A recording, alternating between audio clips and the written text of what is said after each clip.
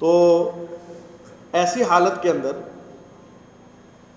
آنے والوں کو کسی ایسے آدمی کے ساتھ جوڑ دیا جاتا جو بالی اعتبار سے کم از کم ایک آدمی کا بوجھ اٹھا سکتا.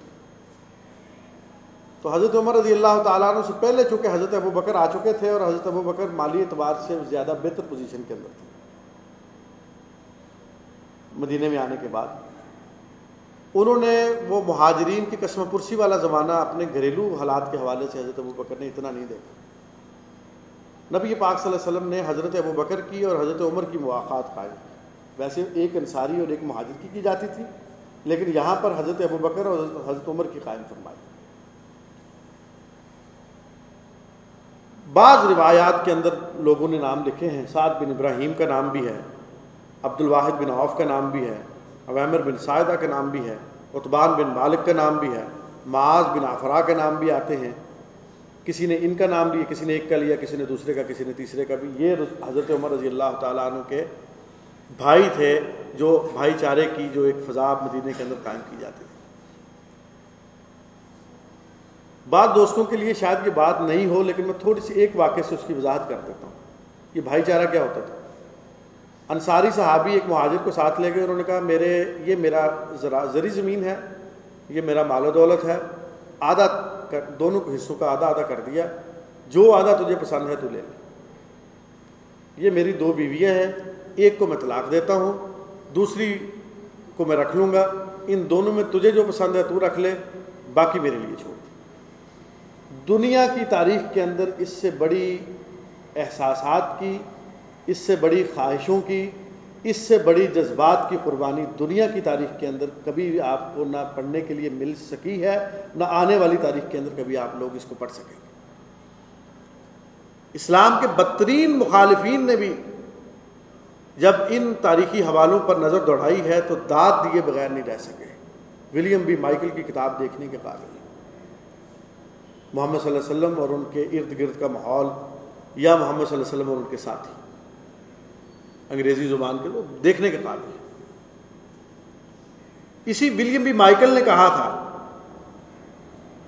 افسوس کہ اس دنیا کو ایک عمر میسر آ سکا، کاش دنیا میں 2 عمر ہوتے تو ایک تو پوری دنیا مسلمان ہو جاتی اور دوسرا پوری دنیا کے اندر عدل و انصاف کا بول بالا ہو جاتا.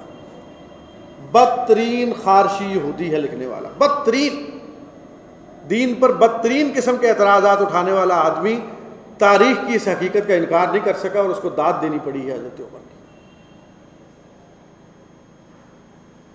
خیر، حضرت عمر رضی اللہ تعالیٰ عنہ کہ یہ بھائی چارے کی مطلب صحابہ کے درمیان. حضرت عبد الرحمن ابن عوف کا واقعہ بھی بڑا عجیب ہے. وہ کہتے ہیں مجھے ایک انصاری کے ساتھ بھیج دیا نبی پاک صلی اللہ علیہ وسلم نے بھائی بنا کے. اس نے کہا یہ اسی طرح تقسیم پیسوں کی اور یہ ساری چیزیں.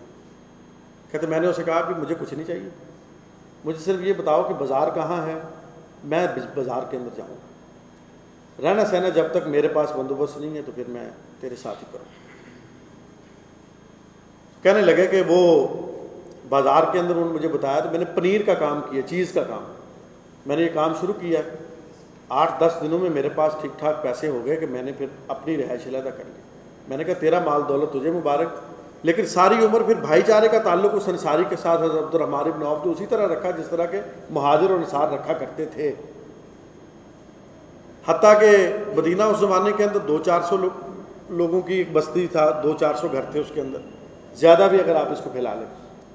حضرت عبد الرحمن ابن عوف کہتے ہیں میں نے شادی کی، صبح مسجد کے اندر آیا، رسول اللہ صلی اللہ علیہ وسلم نے کہا عبد الرحمن تم نظر نہیں آتے آج کل، کہاں رہتے ہو؟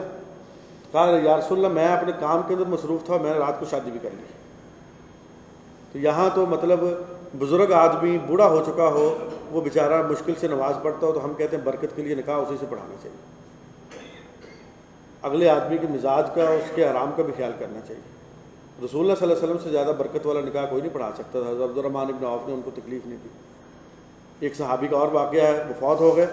انہوں نے کہا کہ رات کو مر جاؤں تو جنازے کے لیے مت بلائیے نبی پاک صلی اللہ علیہ وسلم کو کہ جس جگہ سے گزر کے آئیں گے درمیان میں یہودیوں کے گھر ہیں، مبادہ آپ کو آنے جانے میں کوئی تکلیف ہو. یہ صحابہ کا مزاج تھا. تو حضرت عبد الرحمن ابن عوف کہتے ہیں میں نے نکاح کر لیا. رسول اللہ صلی اللہ علیہ وسلم نے کیسا نکاح کیا بھی تو نے عبد الرحمن ابن عوف؟ تیرے نکاح کے تو کوئی اثرات تیرے کپڑوں کے اوپر تیرے جسم پر نظر نہیں آ رہے.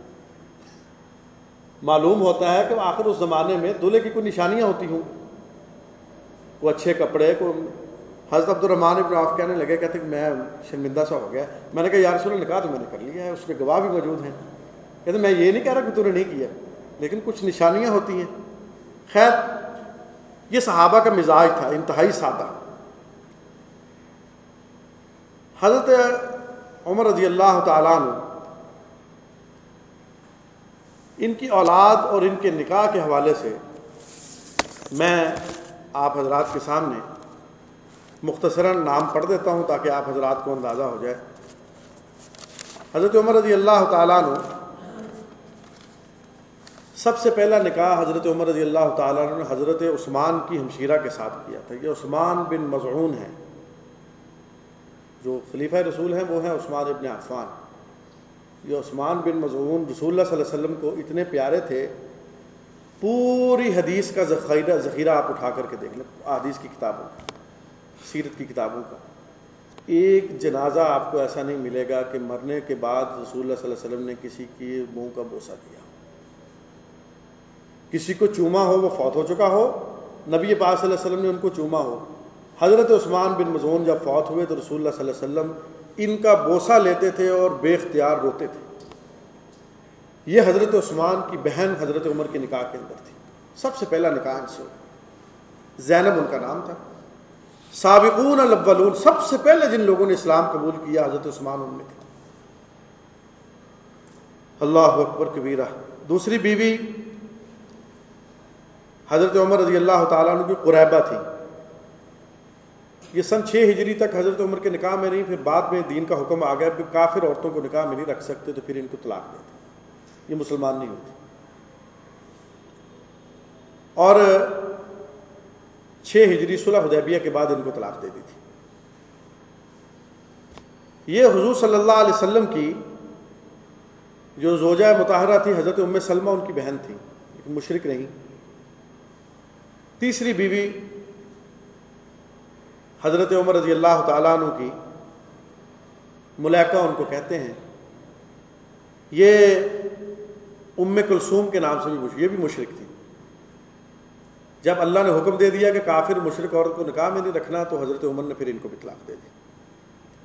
حضرت عبداللہ ابن عمر، دین کا علم جن 3 4 6 صحابہ کو رسول اللہ صلی اللہ علیہ وسلم کی طرف سے سند حاصل ہے کہ یہ دین کے عالم ہیں، ان میں حضرت عبداللہ ابن عمر کا نام ہے، وہ انہی کے صاحبزادے ہیں۔ اور اس کے بعد سن 7 ہجری میں حضرت عمر رضی اللہ تعالیٰ عنہ نے ایک خاتون کے ساتھ شادی کی ہے، وہ انصاری خاتون تھی، عاتقہ، ان کے ساتھ رسول اللہ حضرت عمر نے نکاح فرمایا۔ حضرت عمر رضی اللہ تعالیٰ عنہ کے صاحبزادے جناب عاصم، یہ انہی کے بطن سے جو ہیں وہ پیدا ہوئے۔ اور اس کے بعد حضرت عمر رضی اللہ تعالیٰ عنہ کا نکاح جمیلہ نامی خاتون کے ساتھ بھی ہوا ہے، حضرت عمر کے نکاح کے اندر تھی۔ سب سے اہم نکاح سیدنا عمر رضی اللہ تعالیٰ عنہ کا وہ حضرت ام کلثوم بنت علی مرتضیٰ بنت فاطمہ الزہراء رضی اللہ تعالیٰ عنہما سے ہوا تھا۔ یہ ہماری کتابوں کے اندر بھی موجود ہے، اور جو نہیں مانتے ہم سے زیادہ زوردار روایتیں ان کی کتابوں میں موجود ہیں۔ سن 17 ہجری میں یہ نکاح ہوا تھا، 40,000 اس کا مہر مقرر ہوا تھا۔ ایک صاحبزادے اور ایک صاحبزادی ان سے پیدا ہوئے۔ صاحبزادی کا نکاح جوانی کی حالت کے اندر ہوا۔ صاحبزادے حضرت معاویہ کے زمانے کے ابتدائی زمانے میں فوت ہوئے۔ میں نام آگے جا کے آپ کو ان کو بتا دیتا ہوں، تفصیل تھوڑی سی آپ ذہن میں رکھیں۔ ماں اور بیٹا دونوں ایک ہی وقت میں فوت ہوئے، تو ایک ہی وقت میں ان کے جنازے۔ قبائلی ایک جھگڑا تھا، اس میں حضرت زید ان کے بیٹے کا نام تھا حضرت عمر کے، جو حضرت ام کلثوم حضرت فاطمہ کی جو صاحبزادی تھیں، حضرت علی کی صاحبزادی تھیں، تو ان سے حضرت عمر کے صاحبزادے تھے حضرت زید۔ وہ ایک قبائلی جھگڑے میں صلح کرانے کے لیے گئے، اندھیرے میں کسی آدمی نے معاملہ